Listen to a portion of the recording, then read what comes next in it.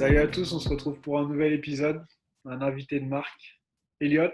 Bonjour, Bonjour. tu vas bien? Très bien, merci et toi? Super, bah écoute, on a un super invité, donc ça va au top. Merci de, merci de prendre du temps, c'est Ah super bah, sympa. je t'en prie, merci à toi. Du coup, si t'es OK, j'aimerais revenir avec toi chronologiquement un peu sur ta carrière. Pour commencer, tout simplement, t'es connu pour bosser dans les staffs. J'aimerais savoir d'abord si t'as commencé à jouer où et à quel niveau. Ouais, j'ai joué en étant, quand j'étais à l'école encore, en primaire et tout ça, collège et tout ça. J'ai jamais été un joueur pro j'avais sûrement aucune chance justement de l'être, mais j'ai joué en championnat régional en étant jeune et j'ai fait un petit peu de banc en National 3, mais c'était vraiment pas forcément la voie que où j'aurais pu vraiment me développer un maximum avec le basket. Et donc ouais, j'ai joué pendant 10 11 ans, mais très rapidement après les blessures et puis après avoir commencé le coaching, vraiment mis à 100% dans le coaching, quoi. Parfait. Et justement, je voudrais te demander pourquoi est-ce que tu as fait ce choix de passer de joueur à coach et comment est-ce que l'idée était venue? Je pense que ça fait partie de toutes les personnes que j'ai pu rencontrer, ce qui s'est un peu passé dans ma vie sur et hors du terrain, où voilà, il n'y avait vraiment qu'une chose que j'avais envie de faire, à quoi je pensais tous les jours, c'était vraiment le basket. Où je voulais jouer, où je voulais m'entraîner. J'étais quelqu'un qui était vraiment accroché à ce que je faisais. J'étais vraiment passionné, je le suis encore. Et quand j'étais joueur ou maintenant en coachant, et voilà, le fait que j'ai pas forcément pu devenir pro de je ne sais quelle manière. C'était vraiment le fait de pouvoir rester sur le terrain, enfin sur le côté du terrain d'une certaine manière, autre que juste être un joueur et à côté devoir faire un autre travail comme beaucoup font, jouant en région, en département ou en National 3, National 2 parfois ou quoi que ce soit. Enfin, donc voilà, je voulais juste. On m'a montré, on m'a expliqué que c'était possible de coacher professionnellement et ça devenait un métier. Et donc j'ai suivi cette voie directement. Et justement, à ce moment-là, tu as commencé assez tôt pour ce qui est du haut niveau. Tu as commencé en tant qu'assistant volontaire à Levallois en Pro A. Quel âge tu avais et comment tu as noué les premiers contacts en fait avec le club? À moi, tout ce qui s'est passé dans ma vie, c'est vraiment beaucoup de chance. C'est du travail évidemment, mais c'est aussi beaucoup de chance. Les personnes que j'ai eu la chance d'avoir autour de moi et que j'ai encore autour de moi. À l'époque, je jouais et j'entraînais à Maison Lafitte, dans la ville d'où je viens, dans le 78, dans les Yvelines. Et mon coach, qui me coachait à l'époque en cadet région, et qui est aussi d'ailleurs quelqu'un avec qui je travaillais où j'étais son assistant, c'est Xavier Calvert, qui est maintenant justement en Espagne, C'est coach qu'on a vu X. sur la chaîne. Exactement. Et qui, voilà, c'est comme un grand frère pour moi et il m'a beaucoup aidé. Il m'a beaucoup pris sous son aile très rapidement, déjà quand j'étais joueur et ensuite quand j'ai voulu coacher. Et c'est un peu lui qui m'a aidé voilà, à me montrer un peu voilà, comment arriver d'un point A à un point B. Et à l'époque, il coachait au Paris-Levallois. Et moi, j'avais arrêté l'école. J'ai arrêté l'école très, très tôt. J'ai pas eu mon brevet ni mon bac. Et donc, j'ai commencé à faire de l'apprentissage très rapidement. Et avant d'avoir même un contrat d'apprentissage, j'ai commencé à entraîner voilà, bénévolement, comme tu l'as mentionné. Et Xavier a eu la, la décence et l'opportunité de pouvoir m'emmener avec lui au Paris-Levallois à l'époque, Xavier Calvert. Et donc, j'ai eu la chance de rentrer dans ce club très prestigieux et qui était justement en pro. Par le biais de Xavier sur des jeunes au début. Et vu que j'étais plus à l'école, j'étais là tous les jours du matin au soir et voilà, du jour au lendemain, rentrer dans la salle des pros pendant un entraînement. C'est là où j'ai rencontré Thomas Drouot et Ron Stewart qui m'ont pris sous leurs ailes à eux aussi, avec qui je m'entends encore très très bien, avec qui on parle très très souvent. Et à l'époque, le coach était Christophe Denis. Et donc voilà, et donc pendant 2 ans, j'ai eu la chance de prendre des notes, d'écouter, d'apprendre, d'aider un petit peu. Et voilà, et ça a été super enrichissant. Tu m'étonnes, c'est une super opportunité. Et du coup, comme tu le dis, tu n'avais pas de diplôme avant de partir aux USA. Tu n'étais pas non plus bilingue, d'après ce que j'ai cru comprendre. Et Voilà. finalement, tu arrives à obtenir un master dans ce même pays. C'est assez, enfin, c'est impressionnant quand même. Tu peux nous parler de cette transition et du départ de France. Comment ça s'est fait en fait? Ouais, c'est allé très très vite et ça a pris du temps en même temps parce que voilà, le fait que, encore une fois, je suis pas joueur, donc voilà, il y a un aspect financier qui est immense, il y a un aspect langage où je vais avoir une barrière qui va être plus grosse à franchir de mon côté que si j'avais été joueur, car les joueurs, s'ils sont très bons, voilà, on va quand même les laisser rentrer dans telle école parce que quoi qu'il arrive, ils sont dans l'équipe de basket, donc ils auront une chance, quoi. Mais donc voilà, ce qui s'est passé, c'est que j'ai rencontré beaucoup de personnes. Et il y a un mentor qui fait partie vraiment de ma famille qui s'appelle Param Wali, qui habite dans le sud maintenant, qui m'a tout expliqué, qui m'a aidé du début à la fin, et qui m'a expliqué que même sans diplôme, je passais à l'époque mes diplômes fédéraux et j'avais passé mes BPGEPS, mes BAPAT et tout ça, et tout était possible de faire des équivalences de diplôme de niveau 4, si je me rappelle bien, donc c'est une équivalence de bac. Et donc, faire passer ça comme un diplôme d'high school, quoi, et pouvoir rentrer à l'université en tant que première année. Donc voilà, j'ai été énormément aidé, épaulé, accompagné, que ce soit voilà, sur du temps, physiquement, mentalement et tout ça, avec Param sur tout ça. Ça a été, voilà, ça a été possible, mais ça a pris beaucoup de temps, beaucoup d'investissement. Voilà, on a réussi il a réussi à m'envoyer en Californie au début et sans diplôme pour commencer l'anglais parce que je suis vraiment chat, chien, bonjour, au revoir et je parle pas anglais quoi. C'était vraiment les quelques mots que je pouvais dire à l'époque. Donc voilà, il a réussi à m'envoyer en Californie et j'ai fait ce qu'on appelle ISL, donc English Second Language. Donc j'ai appris à parler l'anglais pendant plusieurs mois là-bas.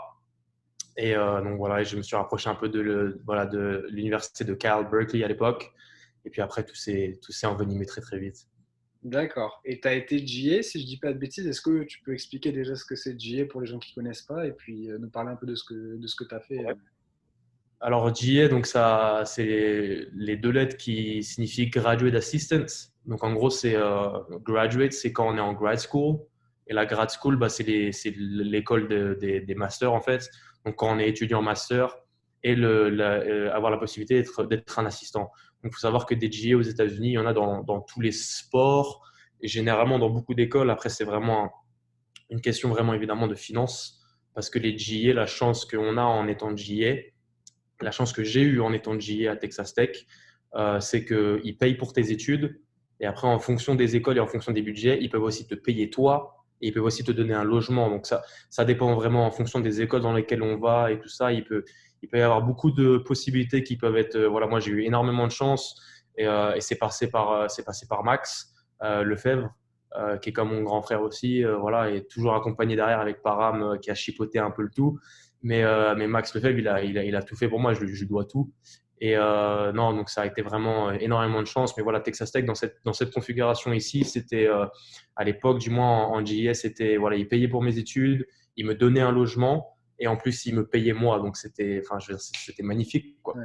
C'était magnifique parce qu'il faut savoir qu'aux États-Unis, pour être dans un staff officiellement, il faut avoir un master, entre guillemets, malheureusement, parce que voilà, beaucoup de personnes ne veulent pas forcément reprendre ou continuer leurs études. Donc voilà, donc j'ai eu la chance après la Californie d'aller en junior college pendant 2 ans où j'ai été diplômé, et puis après Texas Tech où j'ai eu mon bachelor, donc le bac plus 4, et ensuite j'ai eu mon master en 2019, bac plus 6, et donc voilà, et après je suis rentré dans le staff directement. C'est assez incroyable comme opportunité. Pour ceux qui ne suivent pas forcément le sport universitaire, faut préciser quand même que Texas Tech, c'est une des très très grosses facs américaines en termes de basket. C'est ultra connu. Donc c'est assez génial l'opportunité que tu as eue. Justement, tu disais, tu as été à Texas Tech, tu es chargé de coordination vidéo. Comment ça s'est passé? Comment tu es passé en fait de volontaire en Californie à Texas Tech? Et du coup, est-ce que tu peux nous parler un peu de ton travail avec Max? Euh, alors en Californie, je suis pas du tout allé pour le basket. C'est à aucun moment c'était l'objectif. C'était vraiment encore une fois, par et moi, on a vraiment fixé ça. C'est vraiment clé et être vraiment focus là-dessus. Donc j'étais à l'école de lundi à, je crois que c'était de lundi à, si je dis pas de bêtises, de lundi à jeudi et donc c'était école tous les jours de 8h à 4h. On était évidemment juste à côté de Berkeley, de Cal, et voilà, amoureux du basket. Moi, j'adore rentrer dans les gymnases et mettre mon nez, quoi. J'essaie de voir ce qui est possible ou ce qui ne l'est pas. Une fois, je suis rentré avec un de mes professeurs à l'époque qui avait étudié à Cal et qui était mon prof d'anglais. Il m'a fait rencontrer quelques personnes, et puis c'était pendant un entraînement, et puis j'ai rencontré un tel, et puis ça allait très vite. Et puis j'ai eu l'occasion de revenir pendant qu'il faisait la muscu le matin, le lendemain, et puis après les entraînements individuels. Puis après, j'ai rencontré Konzo Martins, qui était le coach à l'époque. Maintenant, c'est le coach à Missouri University, et avec qui je m'entends aussi toujours souvent, on se parle toujours. voilà, il m'a dit que si je voulais revenir, il n'y avait aucun problème, qu'il adorait les personnes qui essayaient juste voilà, d'apprendre et de rentrer. Moi, je ne demandais rien à personne. Je voulais juste voilà, m'asseoir, prendre des notes, écouter, regarder. Et il m'a laissé faire ça voilà, pendant un petit bout de temps et c'était super. C'était super. Voilà. Et puis à l'époque, ils avaient Jalen Brown qui joue pour les Boston Celtics. Donc, c'était intéressant de voir un joueur potentiel à l'époque NBA, first round, qui a fini évidemment au first round, de travailler en université. Quoi, parce que voilà, moi, je sortais de Cadet France en France et c'est différent. Quoi. Donc, ouais, non, par rapport à Max, Max c'est le dieu de Texas Tech. Et il a travaillé avec le coach pendant des années. Ils vont lui le statut ici. Il est vraiment extraordinaire pour tellement de raisons. Bref, je vais pas l'afficher devant tout le monde. Mais non, il était génial encore une fois et je lui dois tout parce il a fait tellement de choses pour moi. Je sais qu'on restera en contact sur des dizaines et des vingtaines d'années à suivre. Mais non, ça a été génial de travailler avec lui. Maintenant, il a eu la chance de réaliser son rêve et d'aller en NBA avec les Timberwolves. Il est passé d'ailleurs avec vous il y a quelques semaines ou il y a quelques mois. Mais non, c'était super de travailler avec lui, surtout voilà, d'avoir un autre Français.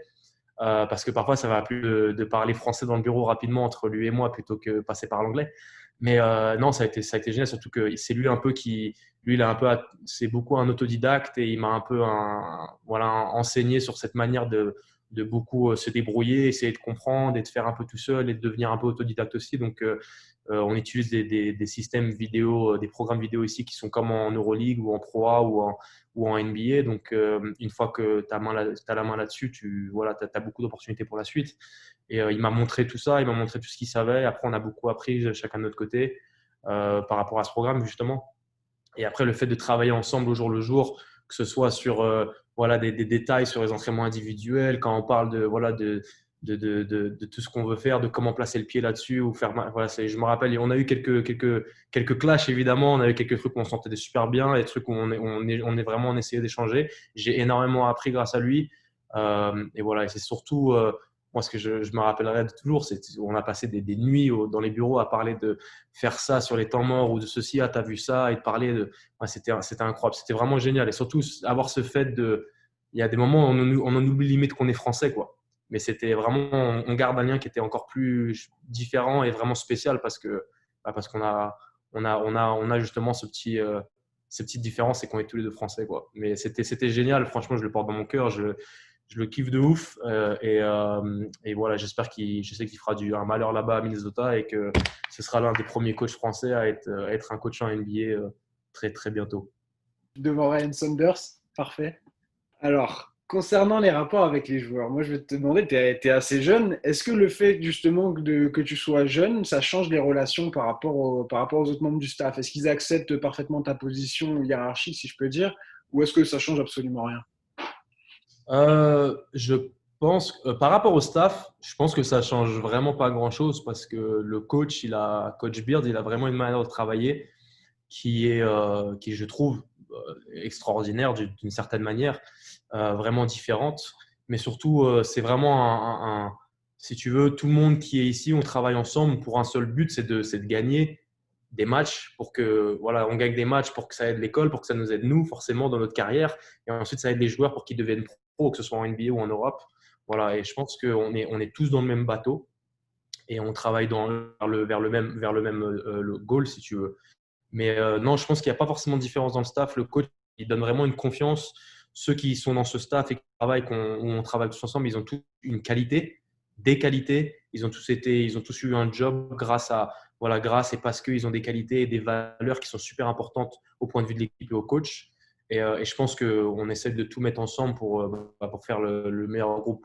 Par rapport aux joueurs, je pense que ça m'aide plus qu'autre chose d'être encore jeune, même si évidemment un jour ou l'autre, quand j'aurai 50 ans et que j'aurai des enfants, ce sera différent. Mais je pense que leur relation à eux aurait été différente envers moi si j'avais eu 45, 50 ans avec des enfants, que maintenant j'ai 25 ans. Donc voilà, parfois j'ai des joueurs qui ont un an de moins que moi, parfois 3, 4, 5. Donc ça dépend. Mais je pense que ça aide beaucoup et surtout sur l'aspect hors basket en fait, qui est aussi super important quand on monte de niveau dans les niveaux pro.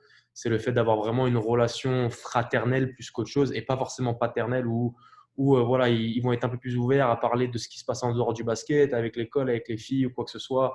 Enfin, voilà, c'est des détails, mais qui, à la fin, sont super importants pour essayer que tout se passe bien chaque jour, en fait. Et on en revient sur une psychologie, en fait, qui est super importante et une communication qui est primordiale. Et je pense que mon âge, à l'heure d'aujourd'hui, m'aide énormément à avoir cette relation qui reste vraiment de confiance et de sérieux, où ils savent que je suis là pour eux et que je ferai n'importe quoi pour eux. Et ça va dans les deux sens. Alors que si j'avais 40 ans, 50 ans, ils me parleraient, ils me répondraient, ils me diraient, je pense, un peu tout. Mais il y aurait peut-être un petit peu un petit frein sur, voilà, sur qu'est-ce que je fais le samedi soir, sur, tu vois. Et je pense que le fait qu'on puisse encore tout partager, parce qu'on est quasiment de la même génération d'une certaine manière, et ben, je pense que ça, voilà, ça crée encore des liens. Voilà. Mais c'est pour ça que voilà, on a des joueurs qui sont partis en NBA ou en Europe ou autre et avec qui je parle encore tous les jours, avec qui on s'entend super bien, quoi. Et je pense que c'est moi, c'est la clé. Je pense dans la vie, c'est la communication et c'est les relations. Moi, je suis dans le basket, dans cette passion parce que ça m'a fait tout ce qui est arrivé dans ma vie, c'est grâce aux relations et aux personnes que j'ai pu rencontrer. Et encore à l'heure d'aujourd'hui, dans l'équipe dans laquelle je travaille, dans les équipes auxquelles j'ai pu travailler, c'est vraiment cette confiance, cette relation que tu peux avoir et cet échange qui peut durer voilà, le temps d'une vie, quoi. Et c'est ça qui est vraiment important pour moi aussi. Ouais. T'as parlé rapidement du coach avec qui tu bosses, qui est également assez connu pour les personnes qui ne suivent pas encore la NCAA. Est-ce que je voudrais que tu me dises un peu plus qu'est-ce qu'il fait différemment? Est-ce que par rapport à ce que tu as pu voir en France dans le passé ou quoi que ce soit, comment il est dans la vie de tous les jours et comment il bosse? Alors déjà, pourquoi il est différent? Déjà, il dort pas. Ça, c'est une chose. Il dort pas. On en parle souvent quand je rentre en France avec d'autres coachs ou même ici aux États-Unis, parce qu'ils font beaucoup, justement, comme tu dis, il monte vraiment en grade en 5-6 ans. Il a pris et c'est devenu vraiment une emblème et il le mérite totalement. Mais c'est vrai qu'on a une éthique de travail ici qui sort de l'ordinaire dans le sens où les heures de travail ne se comptent pas. Enfin, c'est vraiment c'est compliqué à voir ou à comprendre ou à croire, mais c'est vrai quand on dit qu'on fait voilà, de 7 à 8 heures du matin en fonction des entraînements individuels qu'on peut avoir avec certains jeunes avant l'école, avant les cours, et puis on va rester jusqu'à 3-4 heures du soir, enfin du matin, le lendemain matin, en scoutant, en regardant des films, en machin. Mais une chose qui est super bien, que je trouve qui est super intéressante, c'est que tout le monde est là. C'est pas juste il fait travailler Max et moi parce qu'on fait la vidéo et qu'il pense que voilà il peut nous faire confiance à tout mettre en place et vous vous débrouillez, vous regardez tout et vous nous donnez tout le lendemain matin. Tout le monde est là, tous les coachs. On est 15, les 15 ils sont là jusqu'au moment où on rentre tous chez nous, quoi. Mais il y a énormément de nuits où on reste au bureau. Alors, je ne les compte pas forcément, mais même le coach lui-même, hein, j'ai passé des nuits entre guillemets avec le coach dans le sens où on s'endort à regarder de la vidéo ou on dort au bureau parce qu'on n'a que 2 ou 3 heures avant le premier entraînement individuel le lendemain matin. Donc, le temps de rentrer chez soi, de manger, de prendre une douche, tu perds 30 minutes de sommeil. C'est mieux de rester et de travailler, quoi. Donc ça, je pense que l'éthique de travail, après, est-ce que c'est la plus intelligente et la plus efficace? Tout ce que je peux te dire, c'est qu'on n'a fait que gagner depuis qu'il est ici. Depuis que je suis avec lui, j'ai appris tellement et j'ai eu la chance de gagner partout où il a gagné. Donc ça a été vraiment juste beaucoup de bénédictions quoi, qui sont arrivées en même temps. Une manière de coacher où, si tu veux, il coach tout le monde. Ça veut dire qu'il est tout le temps sur le dos de tout le monde. C'est pas juste un joueur, c'est pas celui qui est entre guillemets pas censé jouer. Moi, lui, on va le descendre parce que de toute façon, il est pas censé être fort. Ou lui est censé aller en NBA, on va le descendre pour voir s'il a un mental. Non, non, il va coacher tout le monde. C'est-à-dire qu'il va me coacher moi, il va coacher Max, il va coacher les coachs.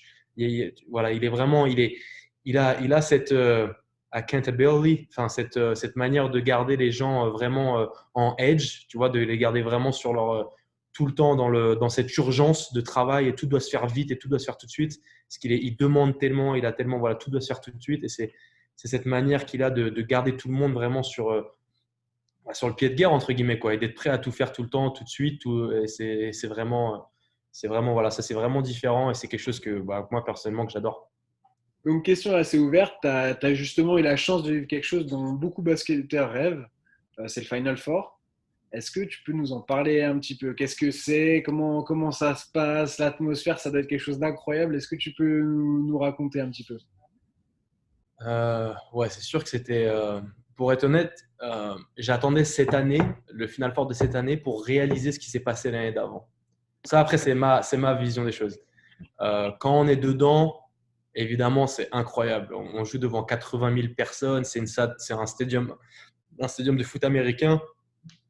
Donc, je crois d'ailleurs que c'est plus grand que le Stade de France, je pense. Enfin, je ne sais pas exactement le nombre de places, mais je suis quasiment certain que c'est plus grand que n'importe quelle salle en France de foot ou peu importe. Enfin, c'est 80 000 personnes. Le terrain, il est tout petit vu d'en haut, quoi. C'est incroyable. Et c'est vraiment les moyens financiers et humains qui mettent en place. Mais c'est ridicule, quoi. Tu as l'impression d'être dans un film et d'être dans un rêve aussi, quoi. Donc, quand tu le vis d'intérieur, c'est vraiment énorme. C'est vraiment, t'es une star. N'importe qui est dans l'équipe, qui est dans le staff, qui est match, c'est n'importe quoi. Enfin, je veux dire, toute la ville est là. Les gens ils voyagent des quatre coins du pays, entre guillemets, pour venir voilà, dans ces villes où il y a le Final Four. Voilà, c'est vraiment incroyable à vivre. C'est compliqué, tu t'entends pas forcément penser, tu comprends pas vraiment ce qui se passe et tu essaies d'être focus sur le match, quoi. Mais c'est sûr que on a fait un entraînement ouvert où il y avait 20-25 000 personnes qui sont venues voir l'entraînement là où on allait jouer. C'était vraiment, tu regardes un peu et tu dis, ah, c'est un truc de malade quand même. Enfin, je veux dire, moi, je viens de Maison Lafitte, il y a 10 personnes dans les tribunes, tu vois, c'est les parents des gamins et voilà quoi. Mais enfin, c'est incroyable. C'est incroyable, mais c'est génial parce que voilà, aux États-Unis, le sport, ça peut vraiment te sortir de beaucoup de choses et ça peut vraiment t'aider dans la vie et t'évoluer. Voilà, et quand tu es joueur ou quand tu es coach, et le fait d'avoir participé, d'avoir eu une chance d'être allé à Final Four, ça a changé beaucoup de vie pour beaucoup de monde. Et ça, voilà, ne serait-ce que de le voir et voilà, d'en être témoin, c'était juste incroyable, quoi. C'était juste incroyable. Parfait. Bah, écoute, et justement, tu parles de changement de vie, de changement de carrière ou quoi que ce soit. Récemment, Texas Tech a sorti des gros potentiels. Je pense à Culver, je pense à Smith. Ils sont NBA aujourd'hui. Est-ce que ça te fait bizarre déjà dans un premier temps de les voir aujourd'hui à la télé en NBA avec toutes les stars? Et est-ce que tu vois toujours ça avec des yeux d'enfant, la NBA, comme un vrai fan? Ou est-ce que du coup, tu as plus de proximité et ça s'est entre guillemets un peu banalisé? Euh, pour être honnête, je pense que je réalisais pas totalement au début, pour être honnête. Parce que voilà, je pense que j'étais un peu plus dans le mode un peu enfant, genre oh là là, il va en NBA à l'époque quand j'ai vu Jalen Brown avec qui j'ai eu la chance de voir évidemment d'être un petit peu. Et quand je l'ai vu se faire drafter, je me suis dit ah ouais quand même ça y est quoi, il est dans la cour des grands quoi, tu vois, il est dans la cour des grands donc je me suis dit waouh ça y est ça va, c'est vraiment comme ça. Après, quand je suis arrivé à Tastec, l'année où je suis arrivé, je savais pas forcément. Je connaissais l'équipe, mais je savais pas s'il y avait un potentiel pro entre guillemets NBA. Mais la saison s'est faite et quand tu vois comment les gens travaillent et tout ça, si tu veux les voir en université et quand ils deviennent pros, c'est différent. Parce que je pense qu'il y a ce petit coach qui vont peu en université, c'est encore, ils vont encore à l'école, tu as encore contact avec eux et les parents, tu vois, t'as un peu tout ça, les parents ils viennent voir les matchs. Donc c'est beaucoup plus famille, tu vois, que voir. Je pense qu'en pro, quand tu as, voilà, tu vois, Théo Malédon, Kylian Hayes, les mecs qui sont déjà pros, ils sont pros, en pro A ou quoi, et puis après ils vont à la draft, tu vois, je pense que c'est un peu différent. Le fait d'être en université, ça a vraiment cet environnement voilà, qui crée vraiment ce lien de famille. Et voilà, voilà, c'est des joueurs que j'ai eu la chance voilà, d'être dans le même groupe avec qui j'ai pu apprendre, travailler et tout ça, que je considère comme mes frères, avec qui je parle toujours, avec qui je m'entends très bien sans aucun problème. Maintenant, c'est sûr que je me dis pas forcément, ah ouais, je le connais, il est en NBA si tu veux, tu vois. Je me dis voilà, il joue en NBA, voilà, c'est super pour lui et j'espère qu'il y en aura d'autres, entre guillemets, tu vois. Moi, en même temps, quand on se parle pas forcément parce que voilà, il a mis 20 points ou voilà, ou machin, tu vois. Mais c'est sûr qu'au début, il y avait ce truc. Puis après, c'était plus dans le mode. Après qu'il y en a eu un drafté, deux draftés, trois draftés, tu te dis, bon, on va voir combien cette année il y en aura. Voilà, c'est un peu la course et on va essayer de faire mieux. Et les États-Unis sont tout le temps comme ça. Ils sont tout le temps à chercher encore plus de résultats, quoi. Et c'est ce truc-là tu gardes les pieds sur terre en même temps et tu continues à travailler, quoi. D'accord, ouais, bien sûr, je comprends. Et du coup, par rapport à Jarrett et à Zahir, quel regard tu portes sur leur évolution, par exemple, là, sur les dernières saisons? Bah, Culver, je pense qu'il a eu une saison où il a eu du temps de jeu en tant que rookie, ce qui est bien. Après, il a été drafté dans le top 10, donc numéro 6, donc c'est entre guillemets normal. Donc c'est bien. Après, c'est une équipe avec un nouveau coach, sa première année, donc c'est sûrement, j'imagine, différent pour lui que s'il était allé aux Spurs avec Popovich ou autre. Mais il a eu du temps de jeu, donc je pense qu'il a pu un peu s'exprimer. Après, c'est sûr que je pense que ses stats et ses numéros lui ont un peu porté préjudice pour cette première année, mais moi, je m'en fais pas du tout. Cowher, c'est un gars qui est beaucoup voilà, il est beaucoup dans ses, tu vois, il a un chemin, il a une mission, et il s'y tient. Il est avec sa famille tu vois, et sa croyance, et puis il avance tout droit. Et donc, je sais qu'il va continuer, qu'il va pas, voilà, il va pas juger sur ce qui s'est passé tout de suite. Il va continuer à travailler pour faire de mieux en mieux. Et je pense vraiment ça va être un pro sur de très nombreuses années. Zahir, c'est marrant que tu me demandes parce qu'il m'a écrit encore ce matin, on s'est parlé parce qu'ils viennent de hire Doc Rivers, ils viennent de donner le job à Doc Rivers. Donc je lui ai parlé un petit peu ce matin en sachant juste que tu sais, Doc Rivers, il fait généralement du moins jouer les jeunes et tout ça, plus que Brett Brown a pu le faire auparavant. Donc j'étais content pour lui parce que je sais que déjà c'est un travailleur et qu'il a juste eu beaucoup de malchance avec les blessures. Mais, euh, mais voilà, il était prêt à jouer cette année. Malheureusement, la blessure là juste avant les playoffs. Et je sais que là avec Doc Rivers, ça va être encore un nouveau départ pour lui qui va justement que l'aider quoi pour le futur. Ok. Concernant les joueurs français, je ne vais pas tous les citer parce que tu as bossé avec pas mal d'entre eux. On a appris qu'Yves Ponce, avec qui on a également fait une interview, avait décidé de ne pas se présenter à la draft de cette année. Est-ce que tu penses qu'il a pris déjà la bonne décision en ne se présentant pas cette année et en attendant l'année prochaine, étant donné qu'il était annoncé pour le deuxième tour? Et dans un second temps, avec ton regard coach NCAA, si je peux dire, est-ce que tu penses qu'il aura la chance de faire ses preuves en NBA? Yves Ponce, je ne le connais pas personnellement. J'ai pas eu l'occasion de travailler avec lui, ne serait-ce qu'une fois. Je l'ai vu jouer en équipe de France, évidemment, comme beaucoup de fans de basket. Sur mon œil extérieur, je l'ai regardé beaucoup quand il était rookie, surtout. À l'époque, quand ils ont perdu contre Loyola, je crois, si je ne dis pas de bêtises, au premier tour. Je l'ai regardé beaucoup cette saison-là. Je pense que c'est un profil, du moins en NBA, qui peut avoir une chance parce que physiquement et athlétiquement, déjà, il y a pas photo. En université, du moins. Maintenant, c'est sûr que je pense que pour la NBA, il faut qu'il développe beaucoup le fait de pouvoir un peu mettre la balle sur le sol et pouvoir, voilà, sur des drives, des différentes finitions et moves. Je pense qu'il doit avoir ses propres moves à lui et avoir ses counters où il va pouvoir avoir plusieurs solutions. Voilà, et évidemment pouvoir prendre des tirs ouverts et mettre des tirs ouverts, je pense que ça va être super important parce que je pense qu'au niveau de la défense, voilà, des rebonds, des contres et de se donner, je pense qu'il a déjà ça et qu'il l'a un peu toujours eu. Maintenant, je pense que ouais, en NBA, ça, pour l'instant, peut-être, du moins que c'est, encore une fois, je ne l'ai pas regardé cette année, mais peut-être que pour maintenant, pour cette année, peut-être que c'est encore un peu trop juste, je ne sais pas. Mais c'est sûr que, du moins de ce que je me rappelle, de ce que je sais, de ce que j'entends, c'est sûr qu'il a un profil. Maintenant, ouais, c'est sûr que ça va être sur tout ce qui est son adresse à l'extérieur et tout ce qui est finition et de pouvoir voilà, d'attaquer le rim, quoi, d'attaquer le cercle et de pouvoir voilà, avoir de plusieurs counters, finitions et tout ça, où il va pouvoir un peu plus taper dans l'œil et avoir plus sa chance. Ok. Tu as bossé avec des joueurs type Sekou Doumbouya. On a entendu un peu parler de lui récemment. Il n'y a pas que lui, je le cite, mais ça peut être n'importe qui. On entend parler d'extra sportifs. Moi, ma question, c'est comment est-ce que vous encadrez les joueurs avec lesquels vous travaillez? Est-ce que vous leur parlez de leur image, du monde professionnel, du fait de devenir des personnalités publiques au quotidien quand vous bossez avec eux comme ça à l'université? Alors oui, surtout Coach Beard, il a quelque chose qui dit et répète quasiment tous les jours en quoi c'est ses valeurs, entre guillemets, c'est ce qu'il croit et c'est ce qu'il répète et voilà, qu'il essaye d'inculquer pardon, à ses joueurs et même à son staff parce qu'on est comme les joueurs à la fin de l'histoire, tu vois, on est tous dans le même bateau. Et si tu veux, oui, on leur dit que surtout en université, alors il y en a forcément quand tu es Zion Williamson et que tu arrives à Duke, on sait tous que tu vas aller en NBA. Il y en a d'autres, ils travaillent pour y arriver. Il y en a d'autres, ils pensent, ils sont pas sûrs. Enfin, tu vois, ça dépend vraiment.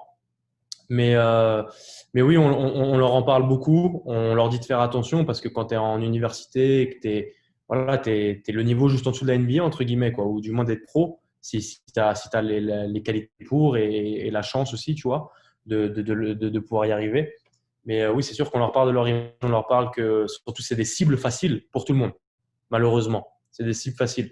Surtout, c'est voilà, c'est des cibles faciles Voilà, comme on le dit très souvent, mais tu vois sur ESPN tous les jours, et tous les jours, tu as un joueur ou une joueuse, d'une manière ou d'une autre, de n'importe quel sport, qui aura détruit sa carrière à cause d'une bêtise, d'une manière ou d'une autre, tu vois. Et voilà, c'est des choses que le coach, il répète beaucoup aux joueurs, que voilà, on respecte tout le monde, même si certains ne nous respectent pas, que ce soit les garçons ou les filles. Voilà, on boit pas et on ne fume pas non plus parce qu'on est en saison. De toute façon, la moitié d'équipe n'a pas forcément 21 ans non plus, donc ils n'ont pas le droit forcément de boire ou de fumer. Donc voilà, après, de toute façon, ils sont testés et tout ça, mais on essaie vraiment de les garder dans une bulle, un peu, entre guillemets, où c'est vraiment que la famille, où c'est vraiment que nous, l'équipe, voilà, on se fait tous confiance, on s'écoute tous. Et voilà, on sait s'amuser, mais on sait aussi voilà, faire les choses dans les règles, entre guillemets, tu vois. Et c'est pareil avec le respect des autres, le respect, voilà, la valeur de l'argent, respecter l'argent, parce que quand tu arrives en NBA, après, c'est encore une fois différent. Mais voilà, je pense qu'il y a un message qui est passé, c'est sûr, surtout de notre côté, et qui est énormément, du moins jusqu'à présent, respecté. D'accord. Ok, parfait. Bah écoute, et pour terminer, moi je vais tout simplement te demander, tu es une sorte de prodige un peu, si on peut dire, en tant que Français, pour travailler aussi jeune dans une des meilleures équipes de NCAA, il y a beaucoup de gens qui aimeraient être à ta place. J'aimerais savoir si une trajectoire comme celle de Max, justement, qui bosse aujourd'hui pour une franchise NBA, est-ce que ça pourrait t'intéresser potentiellement? Max qui? Max Lefebvre? Non, ouais, bah c'est sûr que oui. Moi, ça a toujours été le rêve et l'objectif premier. J'ai toujours voulu aller en NBA et pas juste travailler en NBA. J'ai toujours voulu coacher en NBA et c'est toujours le cas. Je veux coacher un jour dans ma vie en NBA. Donc ça, c'est sûr, c'est un objectif et c'est ce qui est en haut de c'est ce qui est en haut de la pile, c'est sur quoi je travaille tous les jours. Maintenant, c'est sûr que chaque chose arrive en son temps. Je pense qu'il faut la patience, c'est quelque chose que je n'avais pas du tout. L'humilité non plus en France et que j'ai dû apprendre et voilà et apprendre, comprendre et surtout mettre en place.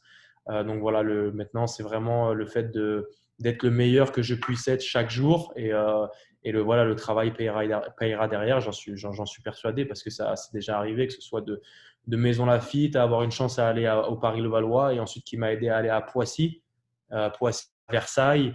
Voilà, voilà, tous ces clubs-là m'ont fait confiance, ont cru en moi, m'ont aidé, m'ont appris en termes voilà, de coach ou même en tant que personne, m'ont aidé à passer des diplômes et tout ça, qui m'ont permis d'aller aux États-Unis. Et puis après, voilà, quand je suis allé en Californie et en passant par Cal, et puis après Frank Phillips en junior college, et puis Texas Tech, voilà, ça fait 3 ans maintenant. Voilà, là je suis ça va faire 6 ans maintenant que je suis aux États-Unis. J'ai eu la chance, j'ai rencontré ma magnifique femme, que maintenant ça fait maintenant 1 an que je suis marié. Et voilà, et donc voilà, j'ai eu ma première maison l'année dernière. Enfin, c'est des choses qui sont géniales. Et tout ça ça serait jamais arrivé sans le basket, si tu veux. Et, D'accord. euh, et donc, je pense que voilà, tout ça, c'est les à côté qui font que tout, je pense, arrive à bon point, enfin, voilà, arrive à temps à qui c'est attendre, entre guillemets. Donc, voilà, je continue à travailler, j'essaie de ne pas me prendre la tête et de rester focus sur ce que j'ai à faire. Mais oui, c'est sûr que ça reste un objectif premier, tout comme l'équipe de France.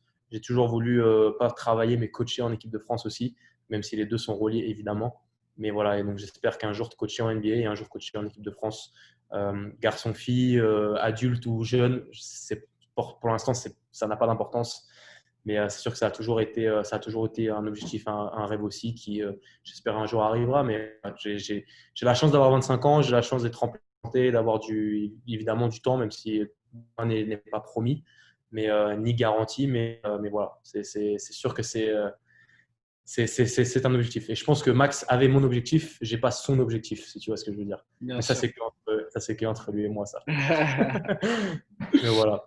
Ok, bah tu vis une belle story. J'espère pour toi que ça va bien continuer. On t'inquiète, on va mentionner la FFBB pour un petit post en équipe de France sur la vidéo. On va essayer de trouver ça. Ouais. Ben, merci Il y a pas que la vidéo, mais ouais, on verra, on verra. Ça arrivera quand ça arrivera. Eh ben, écoute, pour citer un gros commentateur de foot, on te le souhaite. Merci bien. Ben, merci pour tout, Eliade. Merci pour ton temps. Merci pour cette interview. Et j'espère pour toi que tout va continuer d'aller dans le même sens. Non, bah merci à toi, hein, merci à toi et merci voilà, à tout ton réseau, tout ton secteur et ce que vous faites sur les réseaux sociaux, c'est génial. J'ai regardé beaucoup d'interviews jusqu'à présent et franchement, j'espère que beaucoup de franciliens et tout ça vont continuer à suivre ou même à se rajouter à votre liste. Et voilà, encore merci, merci pour toi, pour ton temps. Et puis, j'espère que tout se passera dans tes projets voilà, perso et privé, enfin, personnel et tout ça, tout va bien se passer aussi pour toi. C'est gentil. On se tient au courant, c'est sûr.